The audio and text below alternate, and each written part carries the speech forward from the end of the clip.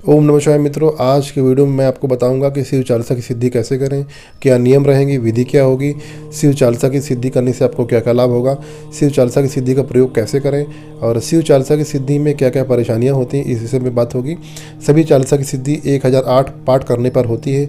विधि सबकी अलग अलग होती है, भोग अलग अलग होता है और नियम भी अलग अलग होते हैं। सबसे पहले नियम जान लेते हैं।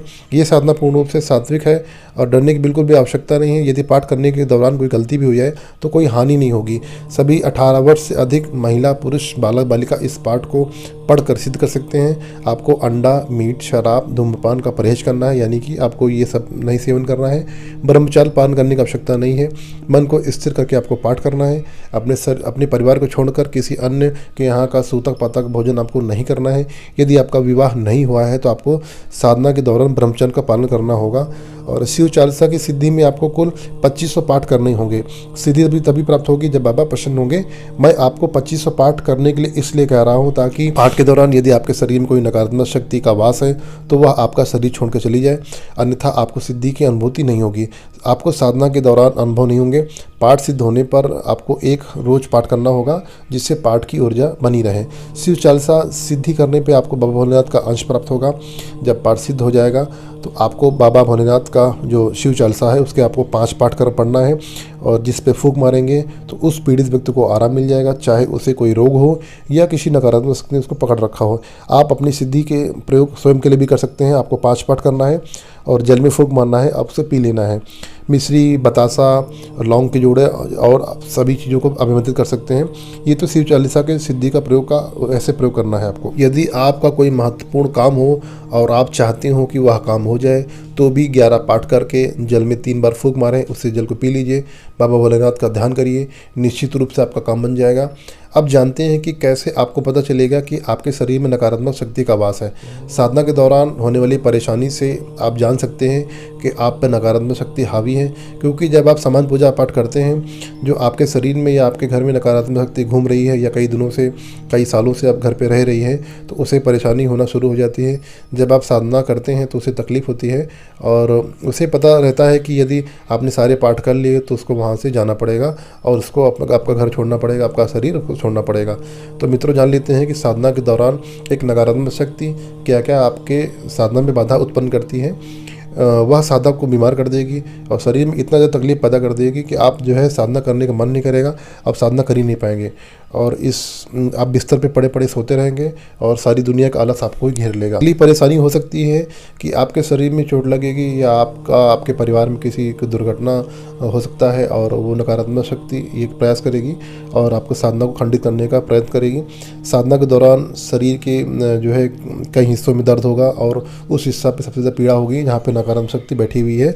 और साधना के दौरान यदि आपका बीपी लो होता है या बीपी हाई हो जाता है या आप सांस फूलने लगती है, हाँफने लगते हैं, तो इसका मतलब है नकारात्मक शक्ति को अपना प्रभाव दिखा रही है।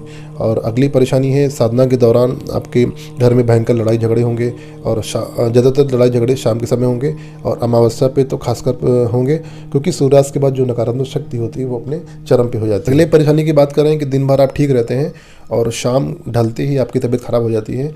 ये कई सारे जो मेरे शिष्य जो इस समय शिव चालीसा की सिद्धि कर रहे हैं उन्हें मुझे परेशानी बताई है कि गुरुजी ये परेशानियाँ हो रही हैं। और मित्रों, आपको घबराने की बिल्कुल भी ज़रूरत नहीं है। साधना में होने वाली समस्त जो परेशानियाँ होती हैं मैं स्वयं दूर करूँगा और साधना के दौरान जो है साधकों को बहुत ही अद्भुत अनुभव भी होते हैं। बाबा भोलेनाथ कुछ अलग अलग रूप में दर्शन होते हैं, कुछ लोगों को साक्षात दर्शन होते हैं, कुछ लोगों को सपने के माध्यम से बाबा के भोलेनाथ के दर्शन होते हैं और जो है जब गुरु सक्षम होता है तो आपका जीवन बदल जाता है। तो चलिए विधि की बात कर लेते हैं। ये सारी परेशानियां उन्हीं साधकों को होगी जिनके शरीर में या उनके घर में नकारात्मक शक्ति का वास है। यदि आपके शरीर में या आपके घर में नकारात्मक शक्ति का वास नहीं है तो आराम से साधना कर लेंगे और कोई भी दिक्कत नहीं होगी।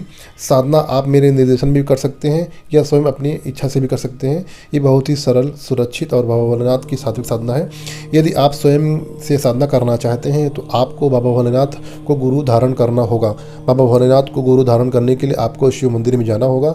सामग्री आप नोट कर लीजिए। सामग्री में गंगा जल हो गया, जनेऊ, अक्षत 51 रुपये, पुष्प, फल, पान का पत्ता, 2 लौंग, 1 इलायची, 1 सुपारी, 1 सफ़ेद वस्त्र, भांग, धतूरा, बेलपत्र, दूध, दही, घी, शक्कर, मदार के पुष्प की माला, कमल का फूल, इतनी सामग्री लेके आपको शिव मंदिर में जाना है।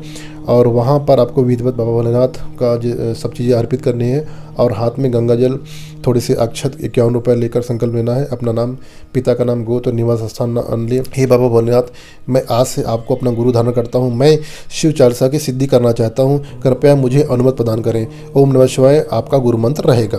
उसके बाद आपको अपने घर पे आना है और बाबा भोलेनाथ की जो चित्र जिसपे बाबा भोलेनाथ, माता पार्वती, गणेश जी और कार्तिकेय भगवान, नंदी महाराज की फ़ोटो हो, उस फ़ोटो को एक लकड़ी के बाजू पर स्थापित करें और सबसे पहले उसमें जो है नया नीला कपड़ा या सफ़ेद कपड़ा बिछा लें और उसके ऊपर बाबा भोलेनाथ का चित्र स्थापित करें और जो है उस फोटो पर मोती की माला चढ़ाएं।